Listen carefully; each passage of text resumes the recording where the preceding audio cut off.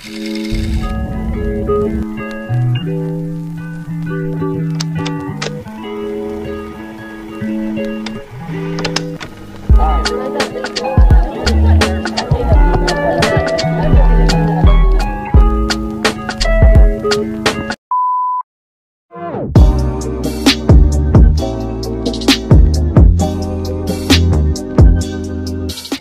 little rewind for yesterday's ganap.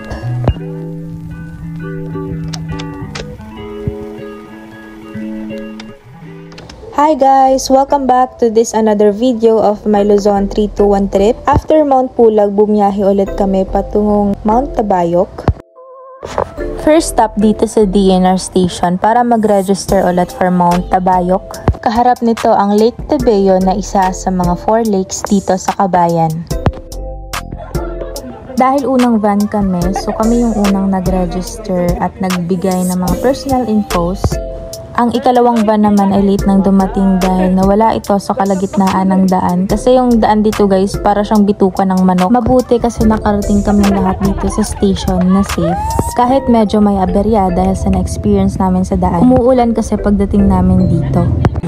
Welcome to the northern part of Mount Pulag Resort. So, may ginawang view doon for viewing. Second stop, dito kami sa homestay kung saan kami magpapalipas ng gabi.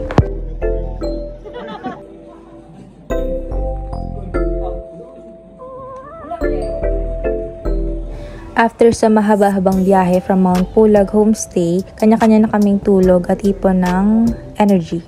Nag-socials pala kami after dinner. Gumising kami ng 2 AM para mag-ready for summiting Mount Tabayok. Medyo puyat ako nito kasi 12 AM na ako nakatulog. Yung sinuot ko nito is fleece, isang makapal na jacket, trek pants at napudpudong sapatos. After sa 7/9 difficulty trail, nakarating na rin kami dito sa view deck ng Mount Tabayok. Ang view deck at summit ng Mount Tabayok ay iisa lang. Napakaswerte namin dahil hindi kami binagyo or inulan. Kahit sa napakahirap nitong monkey trail, sobrang nagpapasalamat ako dahil na-survive namin itong summit. Sobrang worth it dahil nasaksihan namin itong sunrise. Good morning guys!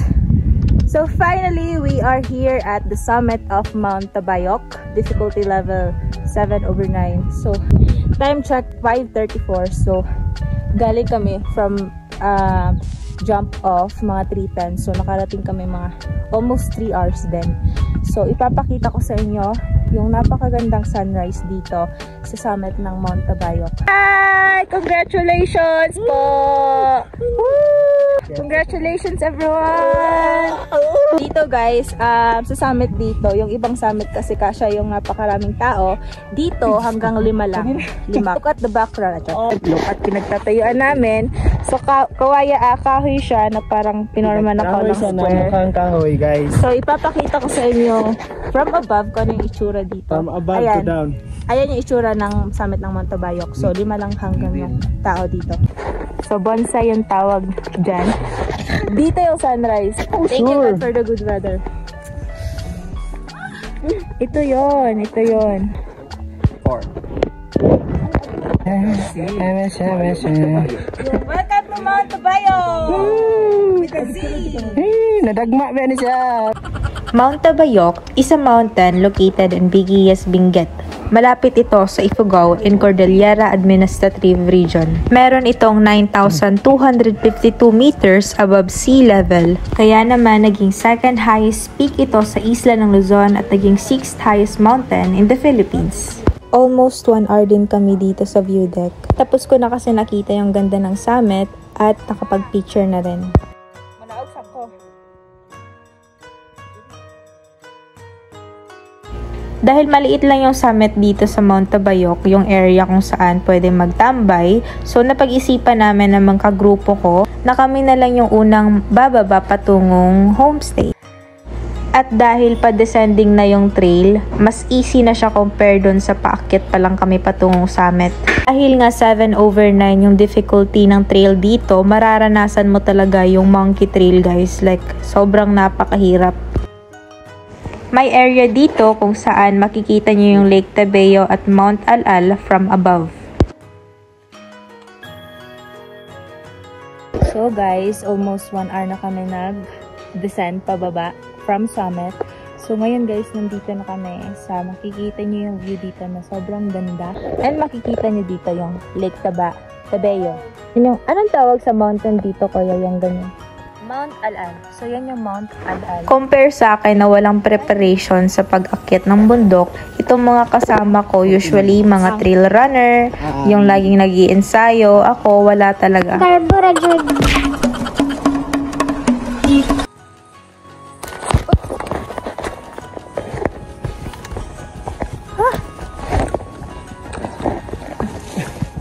Barat ng kadagmatag mo basta mag-video. Yan yung inakyat namin kanina. So, ayun na nga guys. Papunta na kami ng homestay and kakagaling lang namin from summit dito sa anong tawag dito? Tabayok. So, it's been almost 2 hours. So, malapit na kami sa homestay. And yun na nga, i-end ko na yung video for today. O nga pala, pagka dating namin sa homestay, kakain na kami magbibihes kasi mamaya aakyat ulit kami ng Mount Tabak. Isa siya sa top 10 rin. Basta i-vlog ko rin mamaya. Ganyan kataas yung inakyat namin. Ayan. Yan kataas yung inakyat namin.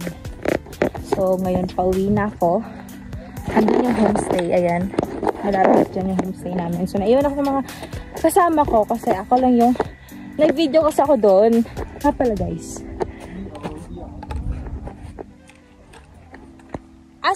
Asan yung, ano mo? Kasama ko? Ah, dyan yung bahay mo? Ah, okay. Hinintay mo ako? Yung, Oo. Oo. Kunin ko na lang. Yung guide namin na 18 years old. Thank you, kuya. Napala guys, pwede dito mag-car camping. Kasi may mga car dyan. Pwede kayo mag-car camping dyan. Kung gusto nyo. Kasi yung Lake Tabayo, andyan na sa harap. So ngayon guys, mag-pictorial kami dito sa harap ng Tabayo Lake or group pictorial and I think recognition din.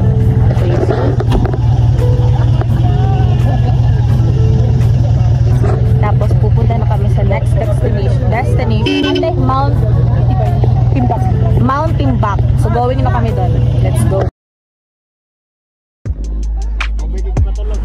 Umaabot ng 1 to 2 hours mahigit ang biyahe namin patungong Mount Timbak dahil nga kakaakyat lang namin ng Mount Tabayok, kaya ramdam na ramdam namin yung pagod lalo na't mahaba-haba yung biyahe namin at paliko-liko yung daan kung saan kami papunta. At speaking of paliko-liko guys, pagdating namin dun sa destination na yun ay bigla akong nagsuka.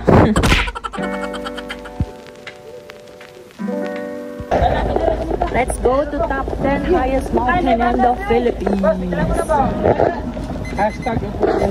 Hashtag effortless. 15 minutes from jump off ni Dericol ba? Jump off. 15 minutes ang kabot na. Mount Timbak, also called Mount Singacalsa, is also the 3rd highest mountain of the Luzon Island of the Philippines. Singacalsa is one of the peaks of the Cordillera Mountains and also the 10th highest mountain in the whole Philippines. Ang ginagawang hanap buhay ng mga tao dito dahil malamig ang lugar ay ang mga patatas, iba't ibang klase ng mga bulaklak at iba't ibang klase ng gulay or tanim na nakakasurvive sa lugar na kagaya nito. Hindi kagaya ng ibang highest mountains dito sa Pinas, itong Mount Timbak ay 10 to 15 minutes lamang ang layo papuntang summit. O diba? 10th highest for 15 minutes only. Welcome to the 10th highest mountain in the Philippines. Ito yung signage niya.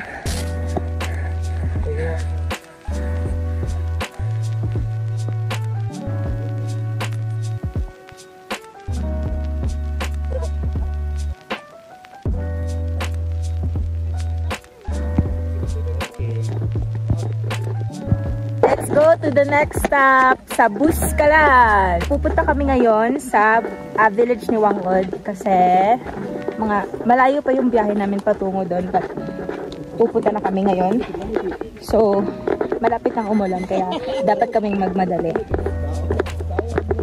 So, yeah guys, see you on my next video. Bye!